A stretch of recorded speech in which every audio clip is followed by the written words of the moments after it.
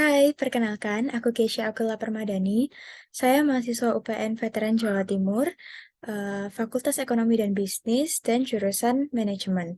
Kali ini saya akan menjelaskan kepada kalian semua bagaimana cara mengolah data statistik bisnis.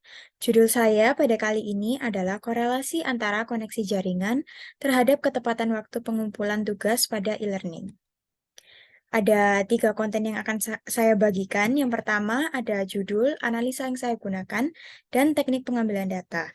Lalu yang kedua ada hasil pengolahan data korelasi dan juga uji statistik. Yang ketiga ada hasil interpretasi data dan kesimpulan. Yang pertama, kita masuk ke analisa data. Analisa data ini menggunakan analisis korelasi. Dengan HO yang saya tetapkan adalah adanya korelasi antara koneksi jaringan terhadap ketepatan waktu pengumpulan tugas pada e-learning. Sementara H1 yaitu sebaliknya, tidak adanya korelasi. Lalu, teknik pengambilan data saya dalam penelitian ini menggunakan kuesioner yang disebarkan melalui Google Form.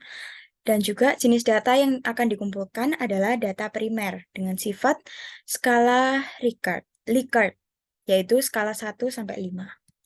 Lalu, yang kedua ada hasil pengolahan data dan uji statistik. Dari sini, dari pengolahan data ini, saya menggunakan kalkulator StatsKingdom.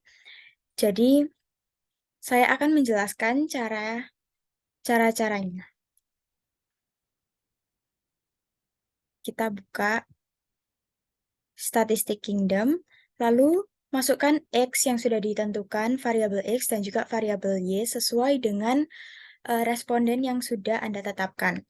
Lalu, ketika sudah semuanya terisi, tinggal kita calculate, lalu akan keluar result atau hasilnya. Ada Pearson correlation coefficient-nya, p-value, covariance, sample size, dan juga tes statistiknya. Berikut adalah hasil-hasilnya.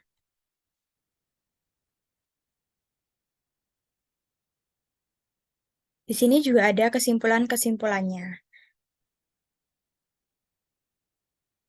Lalu balik lagi ke PPT.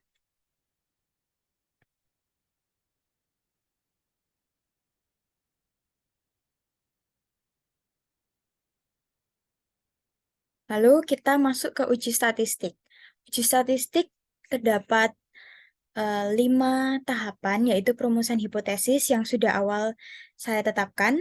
Lalu yang kedua ada taraf nyata dan nilai T-tabel. Taraf nyata yang saya tentukan adalah 5% atau 0,05%. 0,05. Karena dua sisi, 0,05 dibagi 2 menjadi 0,025. Lalu, untuk mencari nilai T-tabel diketahui N sama dengan 30. N adalah jumlah responden atau jumlah responden. Lalu K adalah jumlah variabel yang tadi ada X dan juga Y. DF ini didapat dari N dikurangi K, yaitu 30 dikurangi 2 sama dengan 28.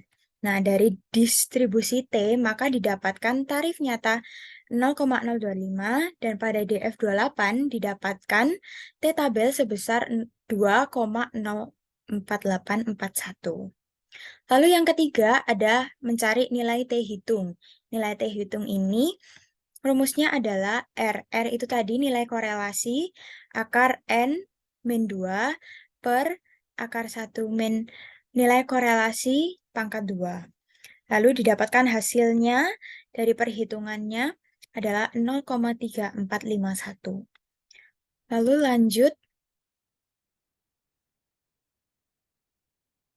Nah, ini tadi distribusi T tabel yang kita gunakan untuk mencari T-tabel. Lalu, yang keempat ada daerah keputusan. Daerah keputusan ini patokannya adalah T-tabel, di mana ketika hasil T hitungnya berada di kiri atau di kanan, berarti daerah menolak HO. Jika itu di daerah tengah, maka menerima HO. Nah, di sini T hitungnya berada di tengah, berarti menerima HO.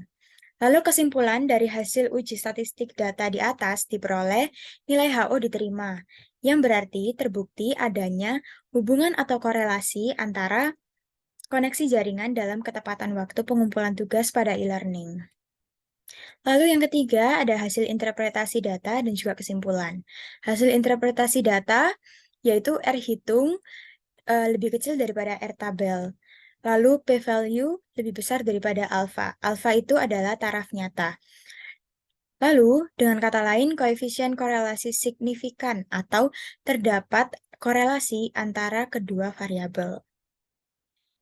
Kesimpulannya, secara perhitungan koefisien korelasi HO tidak dapat ditolak atau diterima, sehingga dapat disimpulkan bahwa terdapat hubungan atau korelasi antara koneksi jaringan terhadap ketepatan waktu pengumpulan tugas pada e-learning.